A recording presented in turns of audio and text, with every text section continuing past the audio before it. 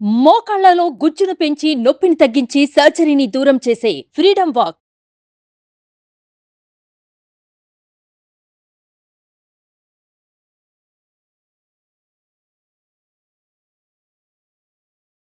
నమస్తే మేడం. నమస్తే అమ్మా.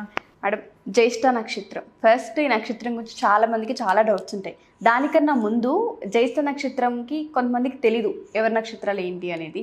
అక్షరాలని బట్టి నక్షత్రాన్ని మనం కన్ఫర్మ్ చేసుకోవచ్చు అని అంటున్నాం కాబట్టి ఏ అక్షరాలు అంటారు ముందుగా? ఈ నక్షత్రం జ్యేష్ఠ నక్షత్రానికి అధిపతి బుధుడు, అలాగే రాశ్యాధిపతి ఎవరు అంటే కుజుడు. అందుకని ఏంటంటే వృశ్చిక రాశికి చెందిన వాళ్ళు. ఇక్కడ మెయిన్గా మనం నో, యా, ఈ, యు ఈ పేర్లతో ఉన్న వాళ్ళందరూ కూడా, ఈ నామంతో మొదలైన వాళ్ళందరూ కూడా జ్యేష్ఠ నక్షత్రం అని చెప్పుకోవచ్చు. అయితే జ్యేష్ఠ నక్షత్రానికి సంబంధించి మనకి చాలా అనుమానాలు ఉంటాయి. ముఖ్యంగా ఉండే అనుమానం ఏంటి అంటే అసలు ఇది శాంతి నక్షత్రమా? ఎందుకంటే ఇది శాంతి నక్షత్రమే గనక దీనికి విశేషంగా శాంతులు జరిపించుకోవాలి. 1వ పాదానికి సంబంధించి 2వ పాదానికి 3వ పాదము 4వ పాదం ఇవన్నీ కూడా మనం ఏ పాదంలో పుట్టినా మనం ఇక్కడ మాత్రం శాంతి జరిపించుకోవటం అనేది అవసరం. మేడం, చాలామంది జ్యేష్ఠ నక్షత్రంలో ఆ నక్షత్రంలో పుట్టిన పిల్లలైతే జ్యేష్ఠ పుత్రిక, జ్యేష్ఠ పుత్రుడు అని అంటూ ఉంటాం. వాళ్ళకి సంబంధించి పెళ్లి విషయంలో కన్ఫ్యూజన్స్, అనుమానాలు, టెన్షన్స్ ఇవన్నీ పేరెంట్స్కి స్టార్ట్ అవుతూ ఉంటాయి. దీనికి సంబంధించి ఏదైనా క్లారిటీ కానీ అసలు ఏ విధంగా ఉంటుంది అంటారు? అసలు ముందర జ్యేష్ఠ నక్షత్రం అనగానే బాబోయ్ అసలు జ్యేష్ఠ నక్షత్రంలో పుట్టిన అబ్బాయి, జ్యేష్ఠ నక్షత్రంలో పుట్టిన అమ్మాయి ఏమంటే పెళ్లి చేసేయచ్చా అంటారు. చెయ్యొచ్చా అంటే జ్యేష్ఠ నక్షత్రంలో పుట్టిన అబ్బాయి కానీ అమ్మాయి కానీ అసలు మన ఒక శాస్త్రం ప్రకారం వివాహం చెయ్యకూడదు అన్న మాట ఒకటి ఉంది. అయినా సరే మనకు అన్ని పొంతనలు చాలా బాగున్నాయండి, మేము అద్భుతంగా చేసేస్తాం, మాకు బాగుంటుంది, కానీ ఇద్దరు జ్యేష్ఠులు, జ్యేష్ఠ నక్షత్రం అంటారు. ఇక్కడ గమనించాల్సింది ఏమిటి అంటే ఇది మనం ముఖ్యంగా భార్యాభర్తల రిలేషన్షిప్ గురించి మనం ఎప్పుడు మాట్లాడుకుంటూ ఉంటాం కనుక దీని గురించి ఎవరైనా సరే అబ్బాయి జ్యేష్ఠ నక్షత్రం, అమ్మాయి జ్యేష్ఠ నక్షత్రం అయ్యుండి వాళ్ళిద్దరూ కూడా ఇంట్లో పెద్దవాళ్ళు అయ్యి ఉంటే, అంటే సంతానంలో పెద్దవాళ్ళు అయ్యి ఉంటే జ్యేష్ఠులు అంటారు వాళ్ళని. వాళ్ళు గనక అయ్యుంటే చేసుకోకూడదు. ఓకే. కొంతమందికి అనుమానం, ఏమండి మా అమ్మాయో అబ్బాయో పుట్టే ముందర మాకు అబార్షన్స్ అయ్యాయి, మరి వీళ్ళు జ్యేష్ఠులా? అబార్షన్ అయిన తర్వాత వీళ్ళు జ్యేష్ఠుల కిందకి రారు. మనకి మామూలుగా మన జీవితంలో అబార్షన్ అనే దాన్ని లెక్క చేయకపోయినా శాస్త్రపరంగా దీన్ని కొంత లెక్కలోకి తీసుకుంటారు. కాబట్టి ఏంటంటే అబార్షన్ అయ్యి సెకండ్ అయ్యి అలా ఏమైనా ఉంటే మీరు కంగారు పడక్కర్లేదు. 3వ విషయం, జ్యేష్ఠమాసంలో చెయ్యొచ్చా అండి అంటారు. జ్యేష్ఠమాసంలో చెయ్యకూడదు. కాబట్టి జ్యేష్ఠ నక్షత్రం అబ్బాయి అమ్మాయి అయ్యుండి ఇద్దరూ గనక జ్యేష్ఠులు అయ్యుండి ఇద్దరికీ గనక జ్యేష్ఠ మాసంలో పెళ్లి చేస్తామంటే కుదరదు. ఇది గుర్తుపెట్టుకుంటే చాలు. ఇందులో ఇంకా పెద్దగా మనం కంగారు పడి భయపడిపోవాల్సిన అవసరం లేదు. అలాగే మా అబ్బాయి అమ్మాయి జ్యేష్ఠ నక్షత్రం అండి, వేరే నక్షత్రం వాళ్ళకి ఇచ్చి చేయొచ్చా? ఏ నక్షత్రమైనా చేసుకోవచ్చు. మనకి ఆ జ్యేష్ఠ నక్షత్రానికి కలిసే నక్షత్రాన్ని చూసుకొని పొంతన చూసుకొని చక్కగా చేసుకోవచ్చు. జ్యేష్ఠ నక్షత్రం అనగానే మనం భయపడిపోవక్కర్లేదు. జ్యేష్ఠ నక్షత్రం అనగానే ఏదో అయిపోతుందని కంగారు పడక్కర్లేదు. జ్యేష్ఠ నక్షత్రం వాళ్ళలో చాలా గొప్పగా చెప్పుకునే విషయం రెస్పాన్సిబిలిటీ. వాళ్ళు ఎంత చక్కగా రెస్పాన్సిబిలిటీ తీసుకుంటారు. మనం ప్రతి నక్షత్రానికి ఒక క్యారెక్టర్ చెప్పుకుంటున్నాం. ఈ నక్షత్రం వాళ్ళలో ఉండేది రెస్పాన్సిబిలిటీ. ఆడపిల్లైనా మగపిల్లాడైనా చాలా చక్కటి రెస్పాన్సిబిలిటీ అనేది తీసుకుంటారు. గృహానికి సంబంధించి, ఇంటికి సంబంధించి బరువు బాధ్యతలు వీళ్ళు మోసినంతగా ఎవ్వరూ మోయరు. అంటే నాది, నేను ఈ బాధ్యతని తీసుకుంటున్నాను అని అన్నప్పుడు వీళ్ళు ఆ బాధ్యత నుంచి దాటిపోరు. అలాగే బాధ్యత ఇంటి వరకే పరిమితం అవ్వదు. సొసైటీలో మనకి లీడర్స్ ఉంటారా, పొలిటీషియన్స్ ఉంటారా? జ్యేష్ఠ నక్షత్రం పొలిటీషియన్ అయితే బాధ్యత అని ఒట్టు వేసిన మరో నిమిషం ఆ బాధ్యత ఆయన తీసేసుకుంటాడు. కాబట్టి పొలిటీషియన్స్ ఎవరైనా సరే జ్యేష్ఠ నక్షత్రంలో ఉన్నవాళ్ళు, లేకపోతే నేను మాట ఇచ్చానండి బాధ్యత అంటే బాధ్యత అన్న వాళ్ళు ఉంటారు చూసారా, వాళ్ళు జ్యేష్ఠ నక్షత్రానికి సంబంధించిన వాళ్ళే ఉంటారు. కాబట్టి బరువు బాధ్యతలు తల మీదకెత్తుకొని ఆ బరువు బాధ్యతలు ఎంతో చక్కగా నిర్వహించే వాళ్ళు జ్యేష్ఠ నక్షత్రం. చాలా తక్కువ మాట్లాడతారు, చాలా పర్ఫెక్ట్ ఒపీనియన్స్ కలిగిన వాళ్ళే ఉంటారు. ఒపీనియేటెడ్ అంటారు కానీ చాలా పర్ఫెక్ట్గా ఉంటుంది వాళ్ళ ఒక అనాలిసిస్ కానీ, వాళ్ళ ఒక ట్రీట్మెంట్ కానీ, వాళ్ళు ఇచ్చే గౌరవ మర్యాదలు కానీ ఇవన్నీ కూడా జ్యేష్ఠ నక్షత్రానికి చాలా గొప్ప విషయంగా మనం చెప్పుకోవచ్చు. అంటే వీళ్ళకి మ్యారిటల్ లైఫ్ అసలు ఏ విధంగా ఉంటుంది అంటారు?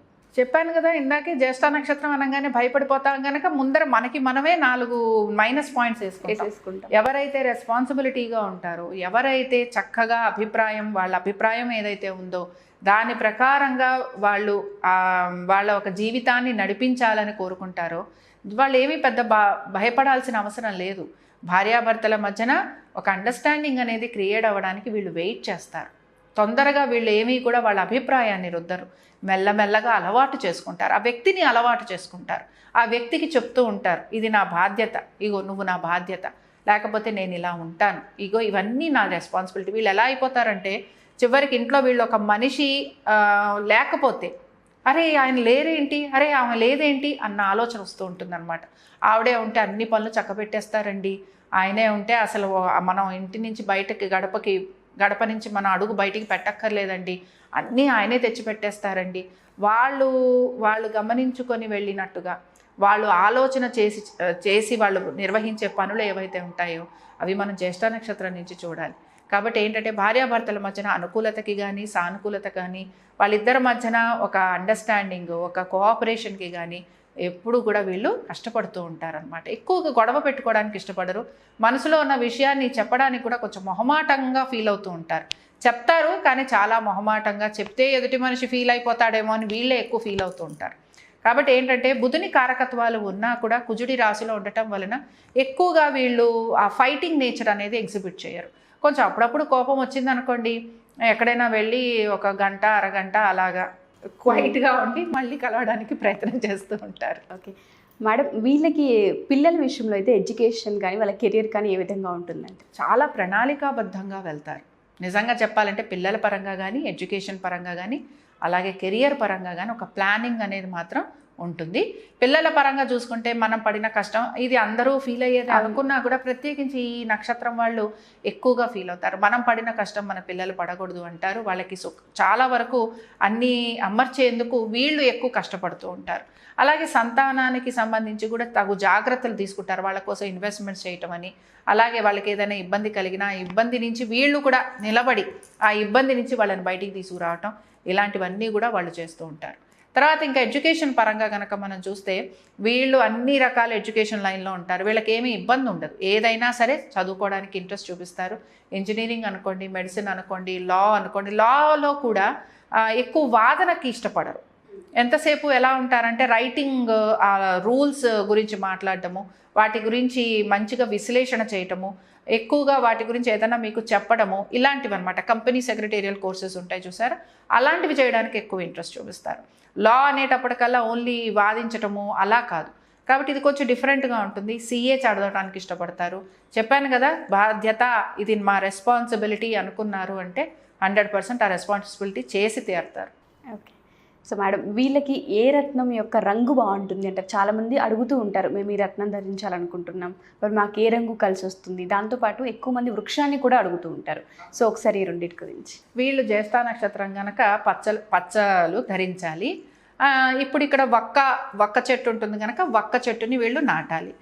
మనకి వక్క చెట్టు దొరకలేదండి ఇలా అన్నప్పుడు కూడా ఏ చెట్టు నాటినా పర్వాలేదు, కానీ మన నక్షత్రానికి సంబంధించి వక్క చెట్టు కనుక చక్కగా వక్క చెట్టు నాటితే చాలా చక్కటి ఫలితాలు అనేవి వీళ్ళకి కనపడుతూ ఉంటాయి. సపోజ్ మనం అనుకుంటాం చిన్నప్పుడు మాకు శాంతి నక్షత్రం, మాకు ఏమీ చెయ్యలేదండి, మాకు ఇప్పుడు 50 ఏళ్ళు వచ్చేసాయి, జీవితం అంతా అయిపోయింది, కష్టపడటం అయింది, నష్టపోవటం అయింది, ఉద్యోగాల్లో మార్పులు అయిపోయాయి. వీళ్ళకి చాలా ఉద్యోగాలు మారుతూ ఉంటారు. కొంచెం రికగ్నిషన్ రావడానికి వీళ్ళకి టైం పడుతుంది అనమాట. చాలా కష్టపడే వ్యక్తులుగా చెప్పచ్చు వీళ్ళని. కాబట్టి రికగ్నిషన్కి టైం వచ్చింది, జీవితం అంతా అయిపోయిందండి ఒడిదుడుకులతోటి అంటారు. తప్పకుండా వీళ్ళు మాత్రం ఒక్క చెట్టు నాటితే అట్లీస్ట్ వాళ్ళు పడిన కష్టానికి దానికి వాళ్ళకి మెల్లమెల్లగా రిలీఫ్ వస్తుంది. అలాగే ఆ నక్షత్రానికి సంబంధించింది కనుక చక్కటి ఫలితాలను కూడా మనకి చూపిస్తుంది. మేడం, మరి వీళ్ళకి lucky colour, lucky day, lucky numbers ఏవి అంటారు అసలు? వీళ్ళకి లక్కీ డేస్ కనుక చూసుకుంటే వెన్స్డేస్ చాలా బాగుంటుంది, సాటర్డేస్ చాలా బాగుంటాయి. అలాగే వీళ్ళకి లక్కీ నంబర్స్ చూసామంటే 5 అనే నంబర్ చాలా లక్కీ నంబర్. బిజినెస్ ఓరియంటెడ్గా ఉంటారు. కానీ చూడండి, బిజినెస్ చేస్తారు కానీ లాభం అనేది కాదు. మనం చాలా పద్ధతిగా చేసామా, మనం చాలా నమ్మకంగా చేసామా, నమ్మకం పోగొట్టుకోవడానికి ఇష్టపడరు అనమాట. కాబట్టి నమ్మకం పోకూడదు, కష్టపడే తత్వం ఉన్నవాళ్ళు. అందుకని లాభం అనే దాని మీద ఎక్కువ ఆసక్తి ఉండదు. కొంతమంది కొన్ని నక్షత్రాల వాళ్ళు లాభం కావాలనుకుంటారు, వీళ్ళు పాపం లాభాపేక్షతో ఏ పని చేయరు. ఎవరికన్నా సాయం చేసినా, ఎవరితో అయినా ఉన్నా చాలా చక్కగా మనస్ఫూర్తిగా చేస్తారనమాట. అలాగే కుటుంబానికి చాలా ఇంపార్టెన్స్ ఇస్తారు. మా కుటుంబము, కొంతమంది చూడండి మా పెదనాన్నగారు మమ్మల్ని పెంచారండి, మా అత్తయ్య మమ్మల్ని పెంచిందండి అంటారు. ఇలాంటి వాళ్ళందరూ సమాజంలో చాలామంది జ్యేష్ఠ నక్షత్రంలో ఉన్న వాళ్ళై ఉంటారు. అందుకని జ్యేష్ఠులు అనగానే రెస్పాన్సిబిలిటీ అంటారు. ఎందుకంటే ఆ రెస్పాన్సిబిలిటీ తీసుకునేది ఎప్పుడు కూడా కుటుంబంలో ఫస్ట్ వ్యక్తి అనమాట. అందుకని జ్యేష్ఠ నక్షత్రం వాళ్ళని ఎప్పుడు కూడా మనం గౌరవించాలనుకుంటాను. సమాజంలో వీళ్ళు ఉంటేనే మన సమాజం కూడా చక్కగా ముందుకు వెళ్తూ ఉంటుంది. మేడం, రుద్రాక్ష విషయానికి వస్తే చాలామంది రుద్రాక్షని కూడా అడుగుతుంటారు, మేము ఏ రుద్రాక్ష ధరిస్తే మంచిది అని. ఒకసారి దాని గురించి, దాంతోపాటు ఏ దైవాన్ని కొలిస్తే మంచిది అంటారు? ఇంకా రుద్రాక్ష వీళ్ళకి ఏది బాగుంటుంది అని అనుకుంటాం కనుక చతుర్ముఖి రుద్రాక్ష, అంటే 4 ఫేసెస్ 4 తలలు ఉన్న రుద్రాక్ష. కాబట్టి ఇది చాలా చక్కగా వీళ్ళకి ఫలితాలు ఇస్తుంది. అలాగే వీళ్ళు ఎక్కువగా కూడా విష్ణుమూర్తిని ఆరాధించాలి. ఇప్పుడు ఇందులో కూడా అనుమానాలు, విష్ణుమూర్తి అంటారండి, మేమేమో మరి నరసింహస్వామిని ఆరాధిస్తాం లేదా శ్రీరాముడిని ఆరాధిస్తాం, ఇలా ఉంటాయి. విష్ణుమూర్తి అవతారాలే అవన్నీ కూడా, దశావతారాలన్నీ కూడా విష్ణుమూర్తి అవతారాలే. కాబట్టి విష్ణుమూర్తిని ఆరాధించటం, విష్ణుమూర్తికి తులసి మాలని పెడుతూ ఉండటం, ఆర్థికపరమైన కష్టాలు తొలగిపోవాలన్నా, మనసులో సుఖశాంతులు కలగాలన్నా ప్రతిరోజు కూడా విష్ణు సహస్రనామాలు చదవటం, అలాగే తప్పనిసరిగా బుధవారాల రోజున స్వామివారి దర్శనం చేసుకోవటం, స్వామివారికి తులసి మాలలు ఇవ్వటం. నా స్కిన్ పరమైన ఇబ్బందులు వస్తూ ఉంటాయి వీళ్ళకి, ఎక్కువగా ర్యాషెస్ కానీ లేకపోతే ఏమైనా సరే చిన్న చిన్న ఇబ్బందులు కలుగుతూ ఉంటాయి. అలాంటి ఇబ్బందులు ఉన్నవాళ్ళు స్వామివారికి గంధం ఇవ్వటం. కాబట్టి గంధం ఇచ్చారంటే చక్కటి రూపం కలగటం, అలాగే ఎటువంటి స్కిన్ రిలేటెడ్ ఇష్యూస్ ఉన్నా అవన్నీ కూడా తొలగిపోతూ ఉంటాయి అన్నమాట. కాబట్టి గంధం ఇవ్వటము, దీంతో పాటుగా నేను చెప్పినట్టు స్వామివారిని అష్టోత్తరం చదవటము, లేకపోతే సహస్రనామాలు చదవటం, తులసి మాల మర్చిపోకూడదు. ఆయనకి ఇష్టమైనది తులసి. ఆర్థికంగా మనకి బాగుండాలి అని కోరుకుంటూ ఉన్న వాళ్ళు తప్పనిసరిగా ఈ నక్షత్రం వాళ్ళు గనక స్వామివారిని తులసి మాలతో అర్చించినా పూజించినా వాళ్ళకి విశేషమైన భాగ్యం కలుగుతుంది. Thank you ma'am, thank you so much. నమస్తే.